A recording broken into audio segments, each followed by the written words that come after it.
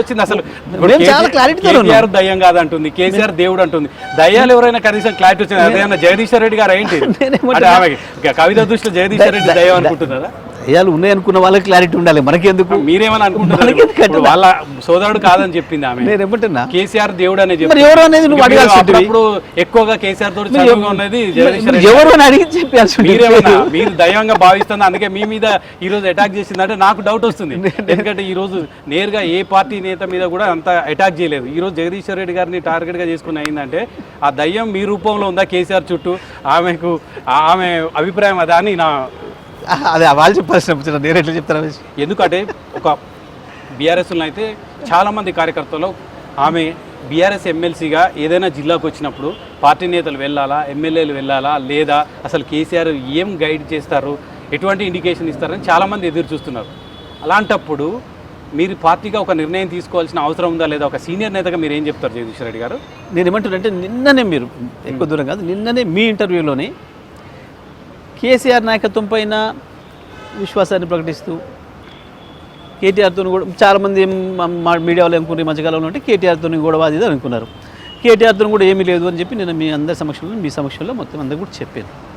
ఇక చెప్పిన తర్వాత పెద్దగా చర్చ ఏముంది? మా కార్యకర్తలకి మాకు ఎవరికి కన్ఫ్యూజన్ అయితే లేదు ఇప్పటిదాకా. మరి అంటే దూరంగా పెట్టాలి ఆమెని, మన పార్టీ కాదు అని చెప్తారా మీరు కూడా? మేమేం చెప్పలేదు అట్లా. మరి ఇప్పుడు మీరు సౌత్ ఆఫ్రికా కన్నులోట పోయి గెలిచారు, ఒక్క సీట్ గెలిచారు. జగదీశ్వర్ రెడ్డి గారు ఏదో లింగు అంటూ ఒక సీట్ గెలిచారని చెప్తున్నారా? అవును, నేను గెలిచింది వాస్తవం, ఒక్కరినే వాస్తవం, అందులో సందేహం ఏం లేదు. కొత్తగా చెప్పేది ఏముంది? ఎలక్షన్ కమిషన్ డిక్లేర్ చేసే 11 మంది వాళ్ళే వచ్చి కూర్చోబెట్టారు అసెంబ్లీలో, నేను ఒక్కనే పోబడుతుంది నల్గొండ జిల్లా నుంచి వెళ్ళి. వాస్తవమే కదా, అందులో డౌట్ ఏముంది? ఆమె ఎవరో సాధారణ నేతనో సాధారణ కార్యకర్తనో వ్యాఖ్యలు చేస్తే ఎవరు పట్టించుకోరు. కానీ ఏకంగా జగదీశ్వర్ రెడ్డి గారు కేసీఆర్తో చనువు ఉంటుంది. కేసీఆర్ తీసుకున్న విధానపర నిర్ణయాలలో ఆయన పాత్ర ఉంటుంది. తెలంగాణ ఉద్యమం నుంచి అందరూ కూడా చూస్తుంటారు.